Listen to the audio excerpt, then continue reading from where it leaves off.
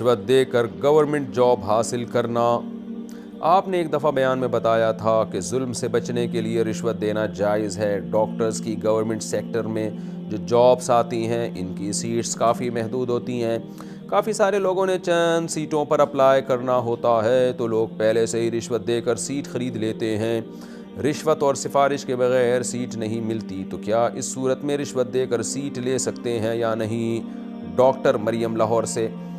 اگر آپ medical science میں ایکسپرٹ ہیں اور آپ اپنے آپ کو یہ سمجھتی ہیں کہ میں اس جو گورنمنٹ میں جو ویکینسی آئی ہے میں پوری اس کی اہل ہوں اور صرف مجھے اس لیے مسترد کیا جا رہا ہے کہ میں رشوت نہیں دے رہی، تو ایسی صورت میں آپ کے لیے رشوت دینا جائز ہے، کیونکہ آپ رشوت دے کے کسی کا حق نہیں مار رہی بلکہ اپنا جائز حق وصول کر رہی ہیں، کیونکہ آپ رشوت نہیں دیں گی تو کوئی دوسرا نالائق جو نااہل ہوگا وہ اس سیٹ پہ آ جائے گا۔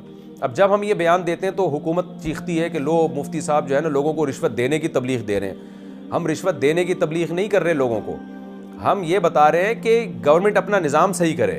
آپ خود گورنمنٹ لوگوں کو مجبور کر رہی ہے کہ رشوت دو، کیونکہ جو رشوت دے گا تو اگر ہم جو اہل لوگ ہیں نا ان کو رشوت دینے سے منع کر دیں تو نااہل رشوت دے کے آ رہے ہیں سیٹوں کے اوپر، وہ زیادہ اچھا کام ہو رہا ہے۔ وہی ہے نا، ایک آدمی نے زنا کیا، بدکاری کی اور اس سے حمل ٹھہر گیا تو بچہ ہوا تو وہ پکڑا گیا۔ جب پکڑا گیا تو لوگوں نے کہا کہ نالائق آدمی تو نے زنا کیا ہے تو کم از کم حمل تو نہ ٹھہرنے دیتا نا، اس بچے کی وجہ سے تو پکڑا گیا ہے۔ تو جواب میں کہتا ہے حمل روکنا اسلام میں ناپسندیدہ کام ہے۔ تو لوگوں نے دو چترول لگائے، کم بخت تو نے زنا کیا وہ کون سا پسندیدہ کام ہے؟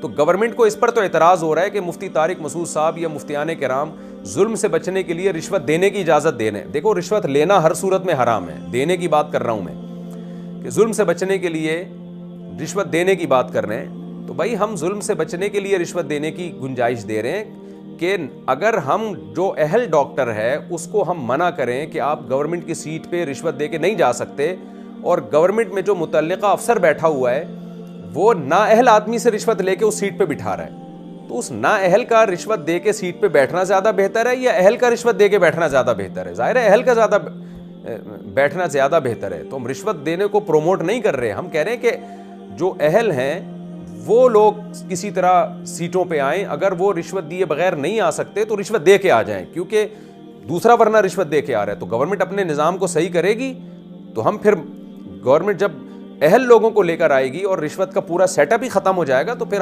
ہم بھی کہیں گے کہ پھر اہل ہو یا نااہل ہو کسی کے لیے بھی دینا جائز نہیں ہے۔ شوہر